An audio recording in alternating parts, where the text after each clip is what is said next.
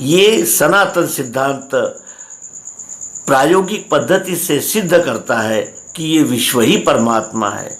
इस विश्वरूप परमात्मा की सेवा में ही इस मानव ने अग्रसर होना चाहिए, लेकिन ये मानव अपने अहंकार के वश होकर इस विश्व को ही पीड़ा पहुंचाने का कार्य करता है और जिससे ये मानवता हाहाकार कर उठती है। विश्वरूप परमात्मा का दर्शन सर्वांग योग के द्वारा होता है और इसी मालिका में हम सब उपस्थित है। इस मालिका का ये 5वां अंक है और इस 5वें अंक में हम अपने ज्ञानेंद्रियों से इस विश्वरूप परमात्मा की उपस्थिति एक एक कण में कैसे है ये जानने वाले हैं।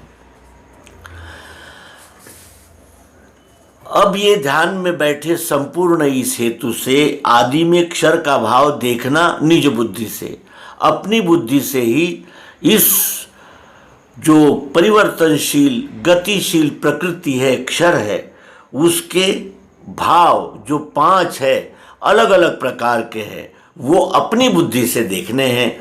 क्योंकि आज तक हम मतों पंथों संप्रदायों ग्रंथों की दृष्टि से देखने लगे थे, लेकिन अब सद्गुरु आह्वान करते हैं कि तुम्हें किसी से उधार मांगने की आवश्यकता नहीं है।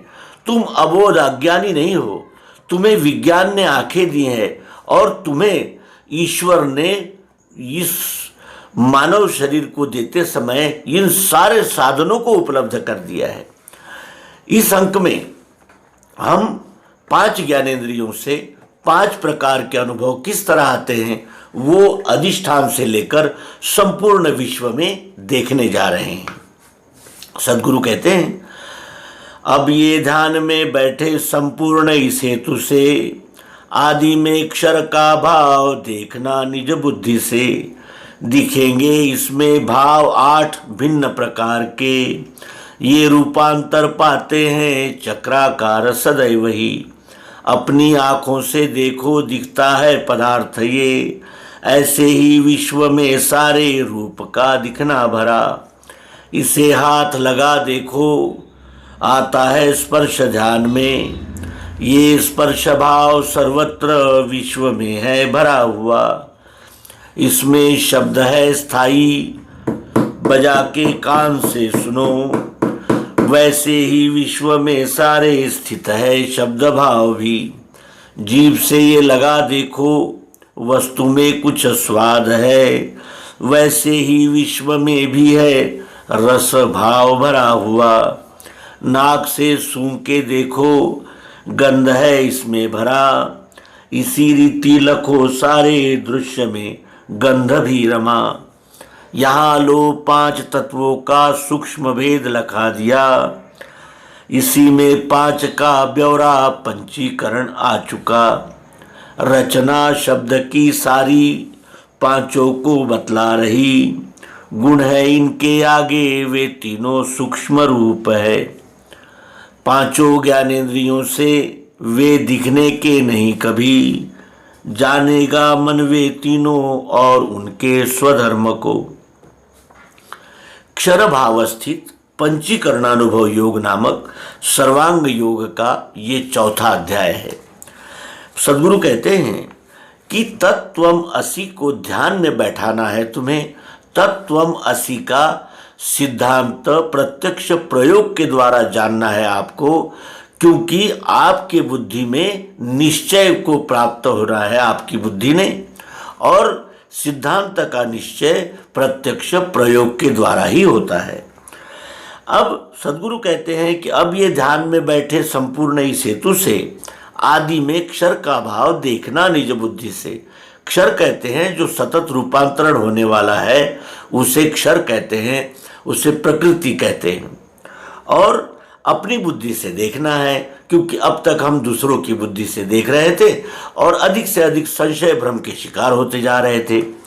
इसीलिए जब हम इंद्रियों से देखते हैं तो इसमें दिखेंगे, इसमें भाव 8 भिन्न भिन्न प्रकार के 8 भाव हमें दिखेंगे और ये रूपांतर पाते हैं चक्राकार सदैव ही। ये सतत घूमते ही रहते हैं, स्थिर नहीं रहते। जो औषधि हमने फार्मेसी से अब लाई वो उसके एक्सपायरी डेट के बाद बेकार हो जाएगी। यानी क्या हुआ, सतत रूपांतरण ही इस क्षर का मुख्य लक्षण है। और इस यहाँ से 5 ज्ञानेंद्रियों से 5 प्रकार के अनुभव हम ले रहे हैं। सर्वप्रथम अपनी आंखों से देखो दिखता है पदार्थ ये, अपनी आंखों से देखो दिखता है पदार्थ ये पदार्थ अपनी आंखों से देखो। हमने बताशे को अधिष्ठान के स्थान पर लिया है, क्योंकि एक वस्तु को जानने पर संपूर्ण वस्तु का परिचय हो जाता है। तो उस बताशे की ओर हम देखते हैं तो हमें रूप दिखता है, सफ़ेद रूप दिखता है। ऐसे ही विश्व में सारे रूप का दिखना भरा। इसी प्रकार विश्व के कण कण में कोई न कोई रूप है, सफ़ेद, काला, हरा, नीला, जैसा भी होगा वो दिखेगा। आँखों से रूप दिखता है। आँखों से रूप तभी दिखता है जब प्रकाश की सहायता हो। प्रकाश की सहायता का अर्थ है अग्नि से आँखें बनी हुई है और आँखों से रूप दिखता है। और ये चराचर में, निर्जीव में, सजीव में, यहाँ वहाँ, ऑस्ट्रेलिया में, अमेरिका में, ईरान में, इराक में, जहाँ भी हम देखेंगे आँखों से रूप दिखेगा, लेकिन वो प्रकाश की सहायता से ही दिखेगा। इसीलिए ये सिद्ध होता है कि अग्नि से हमारी आँखें बनी है। इसे हाथ लगा देखो आता है स्पर्श ध्यान में। इस बताशे को स्पर्श करके देखो, हमारे ध्यान में आता है। क्या आता है? त्वचा से स्पर्श ध्यान में आता है। ये स्पर्श भाव सर्वत्र विश्व में है भरा हुआ। इसी प्रकार जहाँ जहाँ हम छुएंगे वहाँ वहाँ त्वचा हमें स्पर्श का अनुभव देगी ही देगी। ठंडा है, गर्म है, कड़ा है, मुलायम है, ये उसके प्रकार हो सकते हैं, लेकिन त्वचा से छूने पर हमें स्पर्श का ही अनुभव होता है। और ये स्पर्श भाव सर्वत्र होता है। जब यानी त्वचा में पैरालिसिस हो जाए तो स्पर्श का अनुभव नहीं होता। क्यों? क्योंकि ये त्वचा वायु तत्व से बनी है और वायु तत्व से बनी हुई त्वचा से हमें स्पर्श का अनुभव होता है। फिर तीसरा भाव है, इसमें शब्द है स्थाई, बजा के कान से सुनो। इसमें शब्द स्थाई है, बजा के कान से सुनो।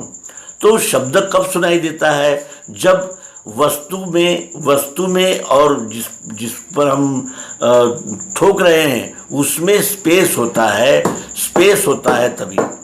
यानी स्पेस से बने हुए कान, अवकाश से बने हुए कान, और कान से सुनाई देता है शब्द।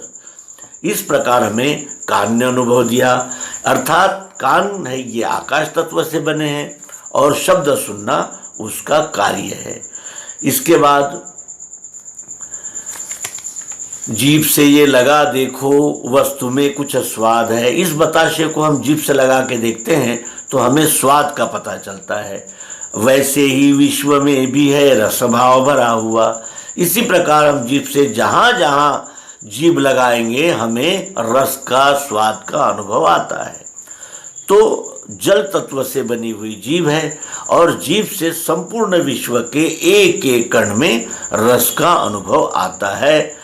वैसे ही विश्व में सारे रस भाव भरा हुआ है। ये प्रयोग से सिद्ध हो रहा है। फिर नाक से सूंघ के देखो, गंध है इसमें भरा। इसी रीति लखो सारे दृश्य में गंध भी रमा। इस बताशे को हम नाक से सूंघेंगे तो हमें कुछ न कुछ गंध आएगी। उसी प्रकार इस विश्व के कण, एक एक कण को यदि हमने सूंघा तो हमें गंध का पता चलता है। यहाँ से 5 किलोमीटर दूर मरे हुए जानवर का पता हमें वायु के द्वारा हमारे नाक को पता चलता है। वो दुर्गंधी हमारे नाक तक आती है। इसका अर्थ क्या है कि नाक से हमें गंध का पता चलता है एक एक कण में। तो इसी संपूर्ण ब्रह्म यानी संपूर्ण विश्व में एक एक कण में वो गंध भी रमा हुआ है। हम नाक से सूंघेंगे तो अनुभव आता है। यहाँ लो 5 तत्वों का सूक्ष्म भेद लखा दिया। पृथ्वी, जल, अग्नि, वायु, आकाश, इन पंच महाभूतों से शब्द, स्पर्श, रूप, रस, गंध, ये पंच तन्मात्राएं बनी हैं। इन्हें ही तत्व कहा जाता है। तो इस रीति हमने 5 तत्वों का सूक्ष्म भेद जाना और इसी में 5 का ब्यौरा पंचीकरण आ चुका। इन्हीं 5 से 25 प्रकार के अंग तैयार होते हैं जिसे पंचीकरण कहते हैं। हम पंचीकरण नामक इस विषय पर एक स्वतंत्र अंक शीघ्र ही प्रस्तुत करेंगे। रचना शब्द की सारी 5 को बतला रही, शब्दों से इन 5 की रचनाओं का हम वर्णन कर पा रहे हैं, लेकिन गुण है इनके आगे, वे तीनों सूक्ष्म रूप है। इसके आगे गुण है सत्वगुण, रजोगुण, तमोगुण, जो हम में कफ वात पित्त बने हुए हैं और वही कफ वात पित्त आगे चलकर मन बुद्धि अहंकार बन के ये हमारा सारा कार्यकलाप चला रहे हैं। लेकिन ये गुण जो है वो सूक्ष्म है। सूक्ष्म गुणों को देखने के लिए हमें सूक्ष्म इंद्रिय का उपयोग करना होगा। हमारे पास सूक्ष्म इंद्रिय क्या है? मन है। मन से हम इन तीनों गुणों को जानेंगे। गुण है इनके आगे, ये तीनों सूक्ष्म रूप है। 5 ज्ञानेंद्रियों से वे दिखने के नहीं कभी, 5 ज्ञानेंद्रियों से वे कभी नहीं दिखेंगे, क्योंकि स्थूल ही स्थूल को देख और जान पाता है। तीनों गुण सूक्ष्म है, इसलिए हमारा सूक्ष्म इंद्रिय जो मन है वही 3 भावों को जानेगा मन वे तीनों और उनके स्वधर्म को। मन 3 गुणों को जानेगा और उनके स्वधर्म को पहचानेगा, समझेगा। तो यहाँ क्षर भाव स्थित पंचीकरणानुभव योग नामक 4था अध्याय संपूर्ण होता है। सद्गुरु ने कृपा करके इस विश्वरूप परमात्मा का हमें परिचय दिया और ईश्वर धर्म के विषय में हमने अनेक प्रकार की कल्पनाएं जो कर रखी थी, मानिंदिया शब्दजाल जो खड़ा हुआ था, उसका संपूर्ण निरसन सद्गुरु की इस सर्वांग योग युक्ति से हो रहा है।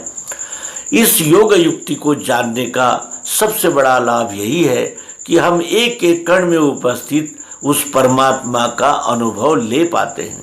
और इसी की आज आवश्यकता है, क्योंकि तीसरा युद्ध हम मानवता का द्वार खटखटा रहा है और मानवता एक भीषण संकट में आ गई है।